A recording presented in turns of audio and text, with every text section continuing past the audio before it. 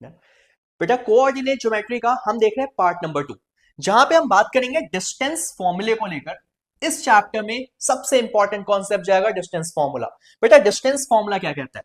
अगर कोई दो पॉइंट्स अपने पास गिवन है, जैसे आपने कंसीडर किया x1 y1 और कोई दूसरा पॉइंट है x2 y2, और इन दोनों ही पॉइंट के बीच में अगर अपने को फाइंड करना है डिस्टेंस, तो बेटा हम यूज करते हैं डिस्टेंस फॉर्मूला, जिसे रिप्रेजेंट किया है d से, और ये कहता है under root x2 minus x1 का square plus y2 minus y1 का स्क्वायर।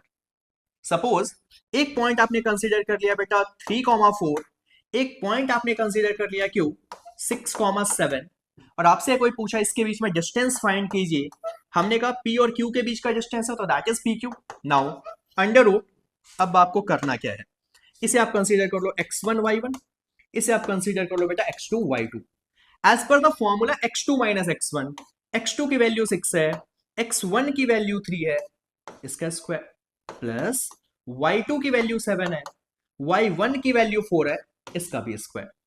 बेटा अगर आप सॉल्व करेंगे 6 माइनस 3 यानी कि 3 का स्क्वायर प्लस 7 माइनस 4 अगेन 3 का स्क्वायर, यानी कि अगर थोड़ा सिंप्लीफाई किया जाए तो बेटा क्या देगा 9 प्लस 9।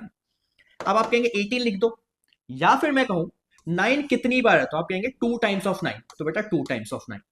और सिंप्लीफाई अगर किया जाए 9 का स्क्वायर रूट 3, पर 2 का कोई स्क्वायर रूट नहीं होता, दैट्स वाई आपका डिस्टेंस 3√2 आ गया।